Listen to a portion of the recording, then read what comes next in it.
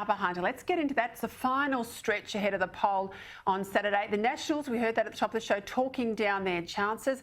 Labor's confident. Minor parties like the Shooters, the Fishers, One Nation, they expect a real lift in their vote. And certainly the polls have been tracking that way, particularly for One Nation and the Shooters as well. I want to get a real sense of what's happening on the ground, not through the politicians and the spinners. I'm going to go out to some residents from the Upper Hunter, and I'm joined by two locals now. Managing Director of BlackRock Industries, Mr. Steve Fordham, and the publisher of the At the Coalface magazine, Mr. Shane Davey. Steve, I'll come to you first if I can. Tell my viewers a little bit about your company, BlackRock, and the work you do with young Indigenous men. How important is the issue of jobs in the weekend's by-election?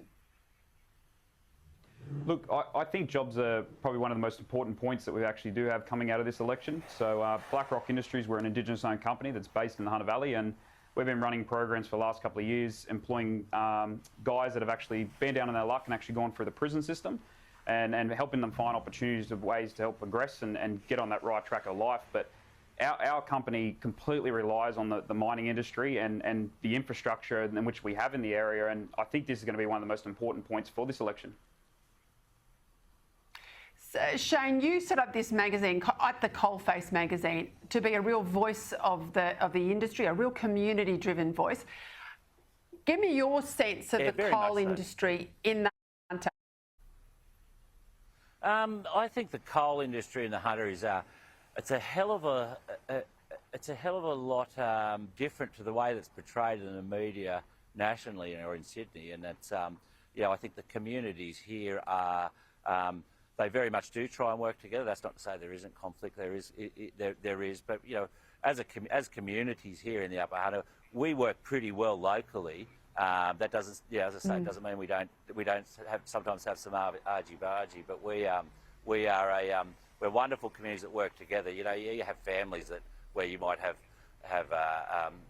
people working in coal mining, but people working in viticulture or equine or whatnot. We're a very diverse region, from our agricultural, from our mining, obviously, and all of the other industries. It's a wonderful part of the world, and it's we're a powerhouse for the state, we're a powerhouse for the nation, and I think we will continue to do that through coal, through our other industries, and I think we'll continue to do it.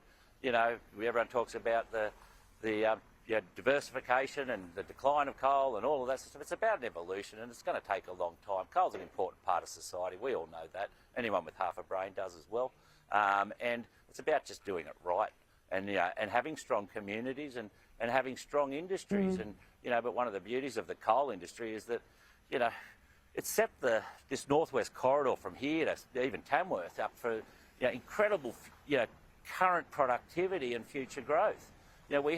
We have infrastructure assets. We have coal mines that are supporting tens of thousands, 100-odd thousand people.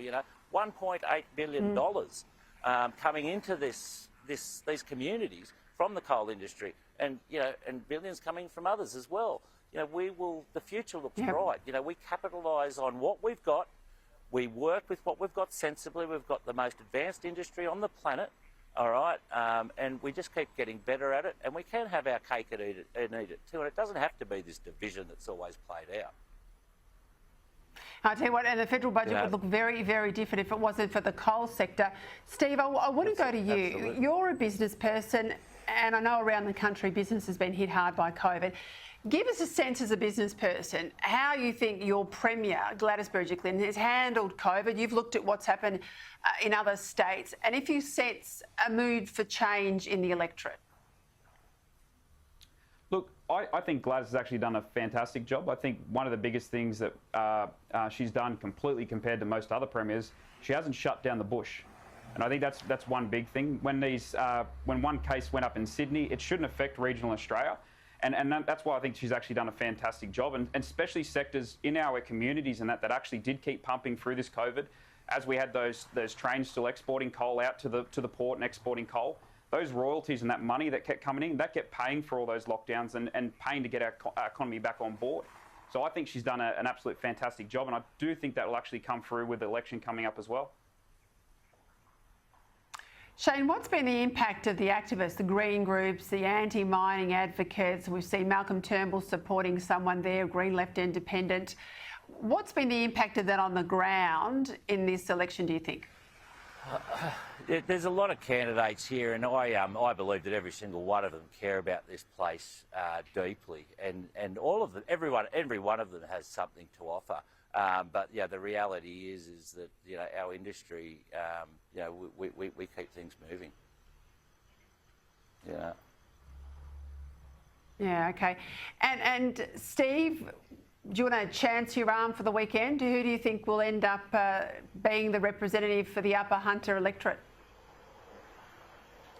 Look, I really couldn't put money on it, but whoever does win, I do hope it actually does become a pretty close race. I think that's one thing with the Hunter Valley. It's actually been a pretty safe seat for state and federal for a very long time, and I think until the coal topic actually came on to the radar, that's when I think everyone's sort of changing that perception a bit of who they have to vote for.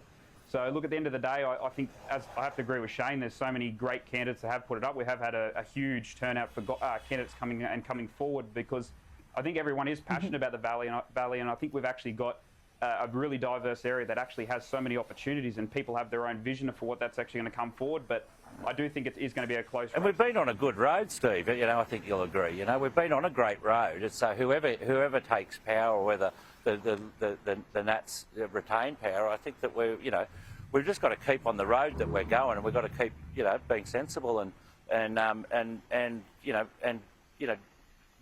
using the benefits that we have and the economy that we create to keep fueling this state, fueling this country, and fueling our industry, but other industries as well. You know what I mean? Just keep the wheels rolling. It's whoever gets Gentlemen, keep it going. I love some real people and some positivity. It makes a change from the politicians that are usually on this show. Steve Fordham, Shane Davey, thanks for your time. We'll all be watching closely on Saturday night. Thanks, Peter. Very much.